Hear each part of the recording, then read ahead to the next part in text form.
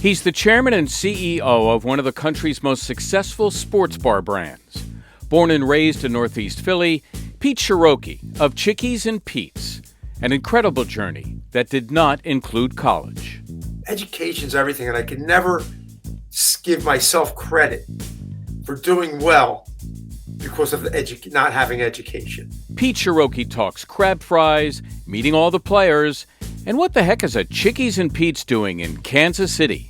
Next on Fresh 24.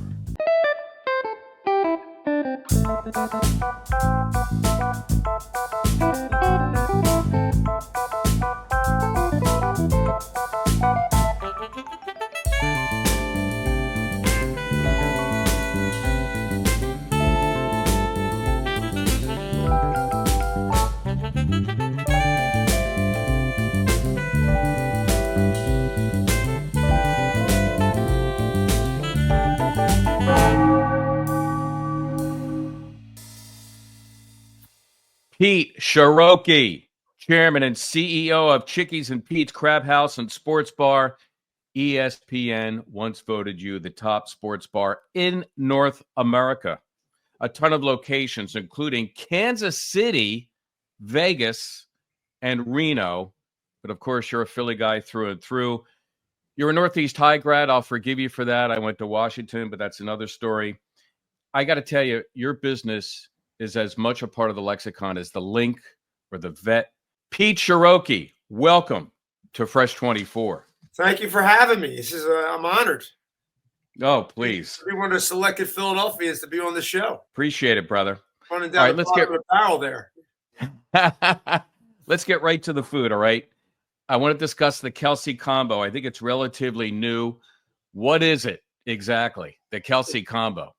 It's Jason Kelce used to do the shows at Chickie and Pete's. He's been a friend for years. In fact, we were in that Kelce show that they did on TV, biography about him that they did.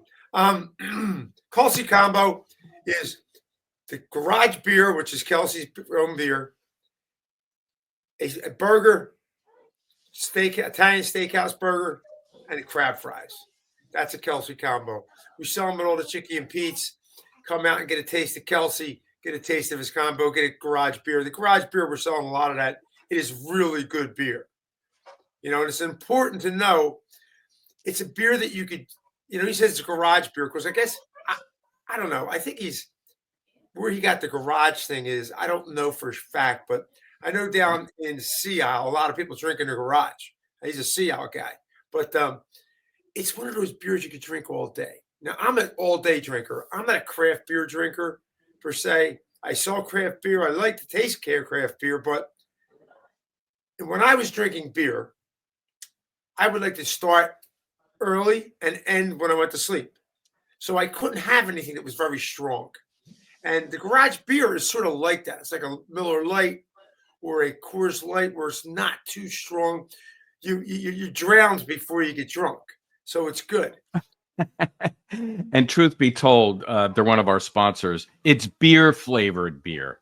That's beer. What they like to call it, right? It's beer. You can drink Period. It all day End of... and be happy all day. And look at Kelce's face all day. It's wonderful. It's a great beer. Speaking of Kelce and just players in general, you have a great relationship with a number of them. I want to talk about that, but listen. Being a broadcaster, I'm a stickler for pronunciation. I look at the name and say Chickies and Pete's, and everybody, including you, says Chickie and Pete's. What's the right way to say it? Okay, I'll give you a real fast story. When we bought the bar, my father and myself, he was going to make me run it. He had no idea about the bar business, neither had I. So, but we bought this bar that was up the street from my father used to drink there. It was up the street from our deli. And so he would go there every day. And when the guy wanted to sell it, make a long story short, he said, Pete, I would like to see it come to you. We had to talk my mother into it. So my father said, Chickie, who was my mom, I'm going to give you top billing. All right. And she was flattered, although she said, you're going to drink more. He goes, I'm not going to drink more. Now it's a job. I'm not going to drink there. Anyway, he did drink more. So The guy, Frank Alamea, his name was my father's friend and my mother's friend. They knew each other before they got married and stuff. He made signs. So when he makes this sign, it used to be called Wally's Cafe, he makes this sign saying Chickies and Pete's. And my father puts it up. My father says, Frank, what's with the sign? It says Chickies and Pete's. It's supposed to be Chickie and Pete's. He goes, hey, Pete, it's a Chickie's a place, right? My friend. And it's your place, a pizza place. So the Pete's and the Chickies. He says, Frank, it's going to be, people are going to bother saying, you don't spell it right. It's not like you did today. My father said, all right, I'll tell you what I'll do. It was a $1,500 sign. He said, I'll give you $500 for it. He goes, Petey, come on, I got more money into it than that. Give me a break, all right? Please, give me $1,000. My father said, I'm not giving you $1,000. I'd rather you make a new sign. He says, Petey, come on. All right, how about $750? My father says, make it $700. So for $700, we put Chickies and Pete's and left it that way. But we never knew we were going to be anything more than a neighborhood corner bar. So now I still answer that question, but it makes me think of my dad and my mom for years to come about why it's Chickies and Pete's and not Chickie and Pete's. But like I said, I say Chickie and Pete's. Oh, when you said Chickie and Pete's, I said, I got to say Chickie and Pete's. But, and you know what? I want to get into like how it all started, but, and you've already told a fair amount of the story, but just a little bit about you, because you're very much a Philly guy. Back in the 60s and 70s, you went to Northeast High. As I said, I went to Washington. What kind of a sports fan were you there? And what were your big passions as a sports fan? Well, I did play football at Northeast. And always enjoyed playing Washington. I think I used to play. Who was the coach there, by the way? Remember him? Bill Bernardo. Yeah, they named the stadium after him, I think. Yeah, the Charlie Martin Stadium. They named it. Charlie Martin Stadium. Okay, I beg your pardon. It was his defensive coordinator, you might say. Got it. Bill Bernardo was a great coach. His sons played at Northeast and Temple. And I played at Northeast. I mean, I had very bad eyesight as a kid, and I wore those really thick glasses, which I wouldn't wear because they were so thick. And so the only sport I really could play was football, because we had to grab the guy and throw him to the ground. There's nothing to see. If I played baseball, I couldn't see the ball. Basketball, I couldn't see the net. So, you would have to wear those glasses, which I never wanted to wear. Thank God for LASIK surgery and contact lenses and plastic lenses but I wasn't a big sports guy because I couldn't see. But I could play any contact sport where it was the heavy contact. Now, I could have probably played soccer, but nobody played soccer back then, as you would remember. Soccer was something that they played down at Lincoln, or like in Somerdale or something like that. But they didn't play it at Northeast.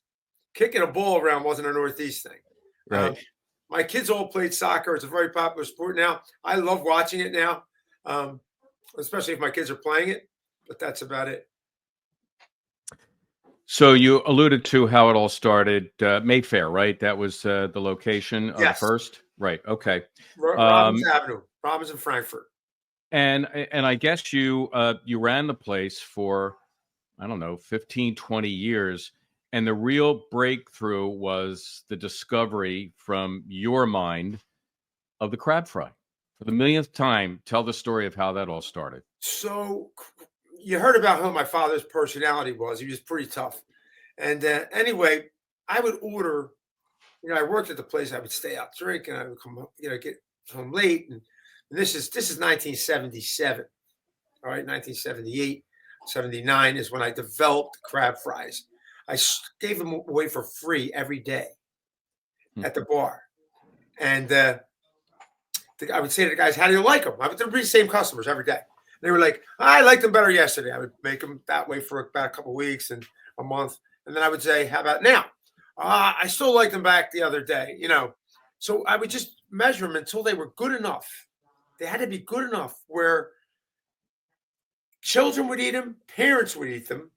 And we didn't give you a choice. So if you come to Chickie and Pizza, we don't have plain fries and then crab fries. It's just crab fries. If you go to a stand in a stadium, it doesn't say plain fries, crab fries. It just says crab fries. So that had to be good that I didn't give you a choice. Now, will we do it? Yeah. But we couldn't give you a choice. They had to be that good. So what happened was I had ordered seasoning to cook the crabs. We cook our own crabs. And it was already like September or late August. And my dad said, you're going to run out of seasoning. So I ordered the same seasoning, the same amount of seasoning that I ordered in June. Well, the crab season would end in September, late September, early October. So I had so much seasoning. My father said, what are you doing? Hey, Hollywood, pay attention to work. Don't worry about the season. Don't worry about who's coming in, what time you're going to get home at night. Worry about making the crap, ordering the right amount of seasoning, because now it's going to sit here. I said, I'm going to play around and make these fries, Dad. He goes, fries? Hey, I'm going to put the seasoning on the potatoes. He went, what?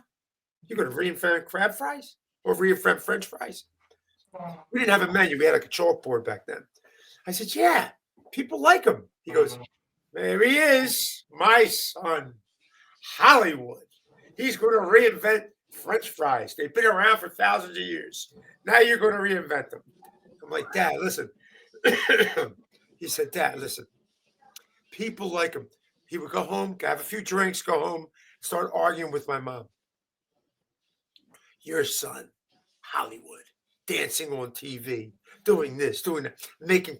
And my mom would sort of just eat it. She would call me up, erase that chalkboard. Don't let your father. I said, Ma, I like him. She goes, don't let your father know you're selling them. Because all the guys in the bar knew my dad. They would tell him. So that's how I started to make the crab fries, because it was there was an excess of seasoning that we had, and that's why it worked. Had a way it worked out. Hey, it's Marc Zumoff. Join me and Philly sports favorite Seth Joyner, Mike Quick, MMA champ Eddie Alvarez, Joe Conklin, Dee Lynam, Matt Cord, Ricky Bowe, and the Cuz, Anthony Gargano. What a lineup. We want you to join us on the Bet Parks team.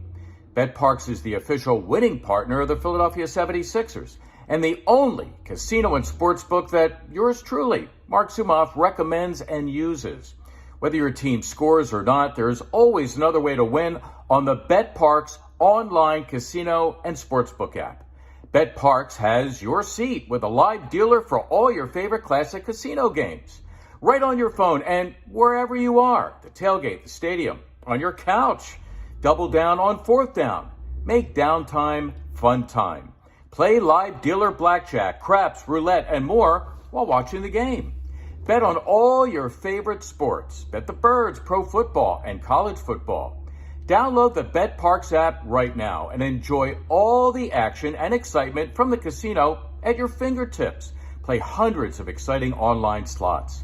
New users download the Bet Parks online casino app and sportsbook and get up to $1,000 casino bonus back if you're down in the first 24 hours. Casino bonus must be wagered.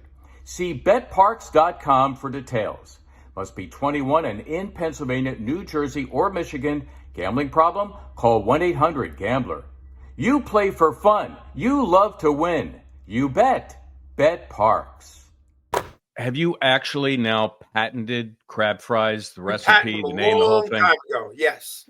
So they were first put into business in this country in 1979, and that's when we opened in 77. This is right out of high school, by the way. I didn't go to college, but unfortunately, I went right out of high school. So I'm like 19 running a bar. My father said, what do you know about the bar business? I said, I know how to drink. Because Jersey, as you remember, was 18. You could sneak in when you were 16 back then. But Philadelphia, Pennsylvania was still 21, which it is still today. But I did know how to drink because I had a couple years under my belt. And back then, there wasn't picture ID. It was just a license with like blue eyes, brown hair, and all that. Anyway, so we did come up with this seasoning, did patent it. we do catch people using it all the time, and we have a lot of stadiums and stuff where we sell them, and we have to keep an eye on the mark. It's very important to have the best attorneys taking a look at that stuff so you can keep it yours, because people will try to steal because they think, it's like pulling facial tissue Kleenex. Yeah, exactly. I don't want it to become generic. People walk in and say, give me Kleenex, they give you a box of facial tissues. Right. Exactly. I don't want that to happen. Or saying, give me a Coke and they give you a Pepsi. They can't do that. So I patented them. I sell them all over the place. Millions of pounds of them. People love them. Children love them, just like I want them to be. Moms love them. Dads love them. There's only one way to get them, and that's through us and in our stadiums and our restaurants. And with our own cheese sauce, the Philadelphia creamy cheese sauce, it's a great thing. They make Chickie and Pete what they are, what it is. So listen, you're hunkered down with the one place in Mayfair. 21 and years. Well, and is it true, and correct me if I'm wrong, the first time you sort of step outside of that, the folks at Veterans Stadium get a hold of you because they want to improve the food, and you open up a stand at the vet. Was that your first real expansion? I signed. What they did, they called me Aramark or Arden. I think it was, I forget the name of the company it was before Aramark took it over there. But they called me and they said, listen, there was Good Friday, which is, as if you know, is a Catholic holiday, and you have to eat fish. And I have a seafood place. They called me on Good Friday about 4:30 and say, Pete, can we speak? This is I want Brian Hastings from Aramark. Can we talk about I go, what are you doing calling me today? Because we want to put your place in Veterans Stadium. Sell crab fries. We'll make a menu for you. We'll make a bar. We'll make it look like your bar. I go, are you nuts? Calling me on Good Friday? First of all, you people don't know what you're talking about. You want me to do something? I don't even know how to tempt this. I'm like, I got a corner bar. You're talking about, 70,000 people. I got a corner bar. I don't know how to handle that. I know how to handle 30, 40 people. I said, listen, this is back when the fax machines rolled up. They had like the fax paper. I said, send me a contract. We negotiated the contract real fast. Numbers, so I shot high. He goes, that's too much. I went, listen, we need to do this is the numbers. I'm busy. I got to go back downstairs. Anyway, we did it. We signed the paper right then and there. I called my friends. I said, is this a good deal? They went, it's a great deal if you get it. I got the deal. I was very happy with it, and never looked back. Started operating. It was in the same location that I used to drink, which was out in left field. We used to drink at this bar called Winners that was ran by the stadium. They wanted me to take it over. And I'm like, wow. I went down and asked my bartenders, this the Aramark's calling me from the stadium. They want to open up an event. And I went, oh my gosh, going, this is a no-brainer. Northeast Bar opens up in the stadium. It's a no-brainer. We'll be able to, because they would only let you get 2 beers. All right. They still do. We'll let you get 2 beers. All the guys, my guy, and we used to buy beers. Like everybody would get in line, buy 2, and we'd load up tables with beers. So we have them through the third quarter, right? My friends say, listen, my bartenders, you got to do this. And I remembered them. They said, and that's when I went upstairs to sign the paper. They said, and then I said, we're going to have a line that said Northeast only. And anybody lived in the Northeast can come to our line. And if they wanted more than 2 beers, we'll sell them for. You know what I mean? Like, it was the greatest. I was a hero in my neighborhood because I could get beer after the third quarter. Wow. Well, listen, you've obviously done an amazing job associating with Philly sports teams, players, fans, all that. I want to get more into that. And I want you to tell me what the hell you're doing in Kansas City, Vegas, and Reno. I also want to know your Sixers vibe. This is a Sixers-centric podcast. Talk a little bit about that. But first, it is halftime now, Pete Cherokee. And the first part of halftime is the Garage Beer 6-pack of questions brought to you by Garage Beer, which is part of the Kelce combo, by the way. Garage Beer, beer-flavored beer. Find some near you at drinkgaragebeer.com. I'm going to give you a choice between two things. Just blurt out the answer. You ready? Go ahead. You ready? Here we go. Cheesesteak or soft pretzel? Cheesesteak. Center City or South Jersey? Center City. Gritty or the Philly Fanatic? Philly Fanatic. Meek Mill or Hall & Oates? Hall & Oates. Dr. J or Allen Iverson throwback? Dr. J. I'm showing my age. Listen, it would be a tough one for me, too. Liberty Bell or Rocky Steps? Liberty Bell. I'm a historian. The 6-pack of questions brought to you by Garage Beer, beer-flavored beer. Find some near you at drinkgaragebeer.com. Okay. You can never overrule it. Be better than the Liberty Bell. Well, that's what I think, but you'd be surprised how many people pick Rocky Steps. Really? Oh, yeah. Anyway, I'm going to give you a handful of artists from my music library. You tell me if you have them or not. Are you ready? Go ahead. AC/DC. No. Frank Sinatra. Absolutely. Green Day. Nah.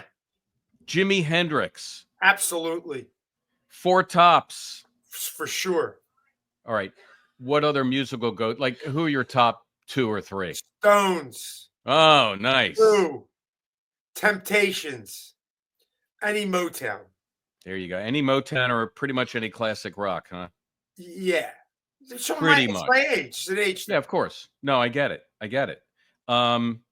Rate your top Philly sports teams in order. Eagles, Phillies, Sixers, Flyers, Sixers. Give me some Sixer memories, maybe 1 or 2 from when you were growing up.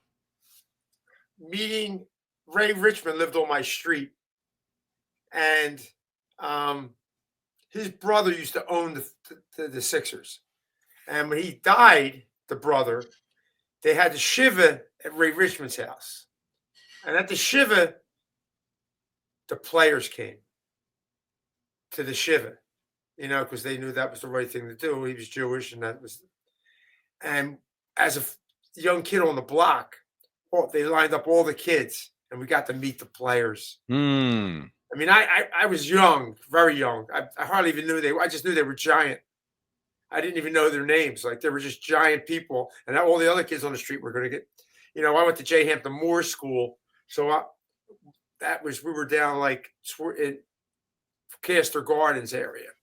And the Richmond family, whose nephew still runs like the stadium.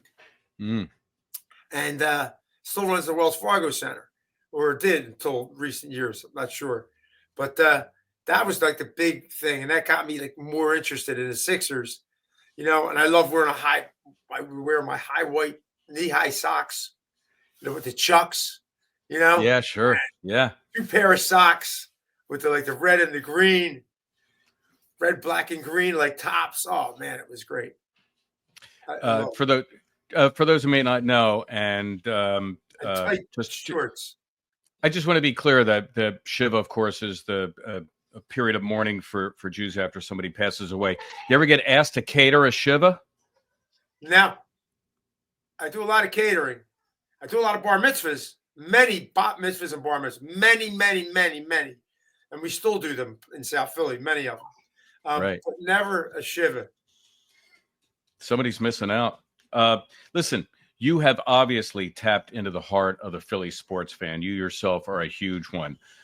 Why do we care so much about our teams? We won. I like to say, like in Boston, they had a tea party, but in Philadelphia, we won the revolution. We freed the world in 1776 in Philadelphia, Washington's Crossing, wherever you want to say it happened. But we fought here. It's in our blood. It's in our makeup to want to win and win handily, like and see us like get close, like gladiators. It's like we watch this. So I feel that sports is our city against your city, like it was thousands of years ago. Like, I wanted your ground, I wanted your whatever, and we'll fight to the death. Well, in Philadelphia, we want to beat another city. That's our warriors. We're putting our gladiators out on the field or on our court or when we're on our baseball field or football field, and we're watching them go out there and try to destroy the other team. Now, I don't want to see physical harm to anybody. What I'm saying is you want to win. And it's in everyone's blood to want to win, to want to defeat maybe is the word to use, another city. We want, just like it's going to be this week. You're going to want to defeat DC, Washington, DC. We want to defeat them. So it would be like our warriors going down to their town, or they're coming to our town and fighting us fair on a court or on a field. And that's what I think sports is. I think that's what it is. And it taps this thing that's inner side of you that says, we want to win. We want to beat you. Not necessarily hurling. Listen, there's no just playing football or basketball. It's not trying to hurt the other guy. Let's be realistic. They're going out there wanting to, they want to hurt you. If they want to hurt you. I'm sorry to interrupt you. But what you're saying is really fascinating me to the point where I need to ask you how much of what you just said and your insight into Philly sports and Philly sports fandom, how much of that goes into deciding what you want to do with the menu or what you want to do thematically in a restaurant, that kind of thing? A lot. Like for instance, we became a Philadelphia place, even though we have places in Reno and Vegas and Kansas City and Pittsburgh, and we're like still Philadelphia oriented place. Crab fries became a part, or became French fries. Crab fries became with cheesesteaks and soft pretzels are now. You go to a stadium, you see Meek Mill, all the other, they're all sitting there eating crab fries. Everybody's eating crab fries. So I think that our when we design our menu, we know it's a gregarious consumer is the Philadelphia people. They eat with their hands. They like putting food in their mouth and watching a game and barking and growling. That's what Philadelphians do. So all our food is pretty much finger food, whether it be crabs, mussels, clams. It's not something you really eat with a fork. Crab fries, sandwiches, Kelce combo. It's something you put in your mouth. It's something it's gregarious. That's what kind of consumer we are. And that's why the menu design doesn't really have spaghetti or other Italian delicacies that I could do very, very well. But like pizzas with your hand, it's all with your hand. And that's why in most Chickie and Pete's, you'll see sinks around the room. So you don't have to go to the bathroom to wash your hands.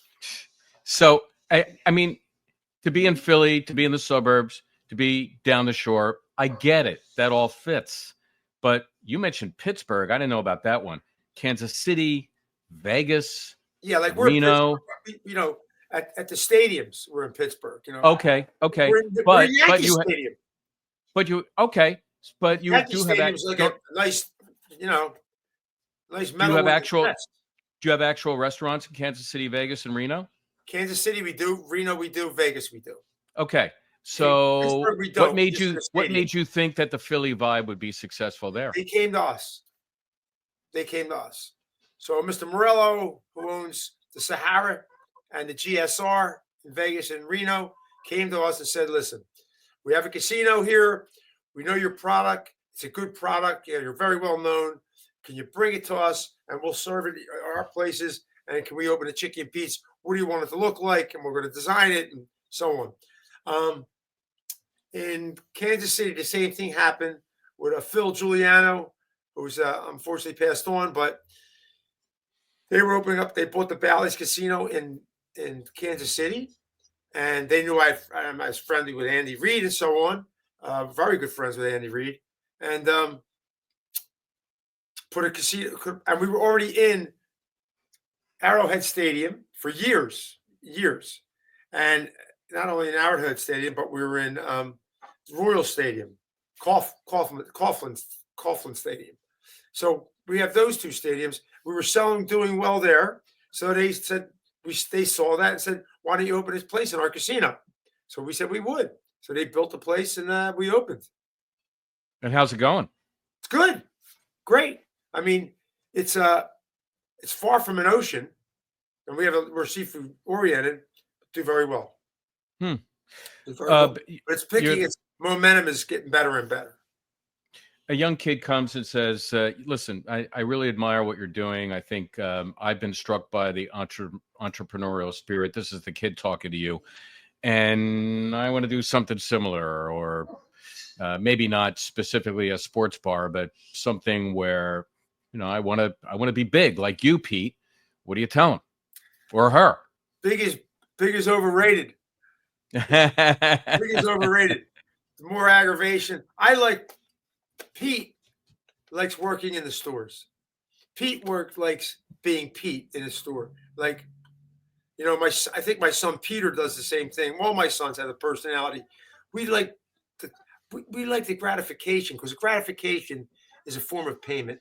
So when somebody eats in your place and they say, "Marc, this is delicious. Oh my God, this food is so good. I'm coming next week." That's like putting money in your pocket. Even though it's the gratification that you like more than the food. So you have to really love the business to be successful. I had no experience. My father had no experience. My parents. I never worked in another restaurant. Never. I had no idea. So I found it. I actually found something I'd be good at, because I'm not good at anything. Like I said, no college, unfortunately. Not a very good student at Northeast, but they knew I wasn't going to college, so they passed me. Because I was going to go out and be a laborer of some sort, which I was. So I would say to them, if you really love it, and people do love owning restaurants because of the gratification factor. I mean, if you buy a Mercedes, okay, or you buy a Chevy, they both go 60 miles an hour. They both have to stop at stop signs. They both have to stop at red lights. You have to yield where it says yield. They do the same things. Why would you pay $120,000 for the Mercedes and $40,000 for the Chevy? Gratification. So you get a nice car, and you come home, and your neighbors go, "Nice car. Oh, I guess the restaurant business is good." My father would say, "Buy the old car. Don't let the people know." And that's I'm sorry to interrupt you. Twice during this conversation now, you've said no college, unfortunately. To me, your journey is not only inspiring, but it sort of makes sense that you grew up in that restaurant, that you did what you did. You know what I'm saying? That maybe that wouldn't have been, maybe you wouldn't be who you are today with college. Maybe I'd be better. Perhaps. But think of all now, just from hands-on experience of being in the trenches like that. It took me so long to learn it, where they could sort of taught me. I don't want to. Whoever watches this might have a child, or might be a child, and think, "Well, look at this guy did without going to college. I won't go to college." I don't want to endorse that to anybody. That's not like a pick. I want to do that. I don't want to do it. It wasn't an option for me. I had to work. It wasn't an option. I watch my kids go to college, and I see how much fun and how they network people, and how great it is, and the education, and how broad their minds are today. My children, education is everything, and I can never give myself credit for doing well because of not having education. I would always say education would have made me better. Pete, how do you keep Chickie and Pete's popular, successful, the brand fresh? How do you stay current? How do you stay popular as you look into the future? A little bit of luck, a lot of hard work, and trying to be the best at what you do. So we're very unique, and we're a seafood type sports bar. We weren't always a sports bar; we were just a bar. But all bars had TVs, So even guys would come down a corner bar and watch the fights on Friday night, or watch our New York antenna we would have back in the day. That spun on the roof, the tenor rotor. You'd be watching a game. It was a baseball game. It looked like it was snowing, Oh yeah. Oh yeah. So I just tried, and by saying out there, making the games, having the crab fries. If someone calls you that's in the business like yourself and says you want to do an interview, yeah, I'm here for you. You know what I mean? This is what you do. You stay out there. You meet the Kelces of the world. You meet the players. When they come in, you're there. You have radio shows, TV shows, and you just try to stay there and stay at the top and not let anybody catch you. You ever always try. One last question. You ever just sit around because you don't seem to me the kind of guy who sits on his laurels? You're always thinking about something, always doing something. That's just the impression I get from. Right, okay.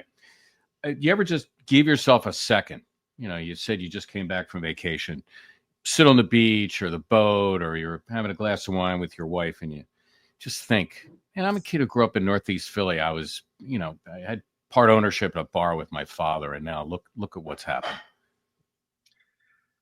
No. I look to see how, if I'm on that beach, are they serving drinks here? How are they doing it? Look like? What's the server saying when they come over to me and say, "Can I help you? Welcome to Shalona Beach." I'm like, Shalona Beach. Should they have said that first or second? Should they have said, we're at Shalona Beach. Can I get you something to drink? I'm always thinking how we could do it better, or would I like somewhere else, and how they're doing it. I never sit back and say, yeah, we're done. We're good.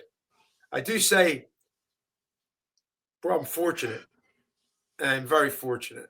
And people say, the harder you work, the luckier you get. But I'm very fortunate. I really am. I have good people around me, great people around me.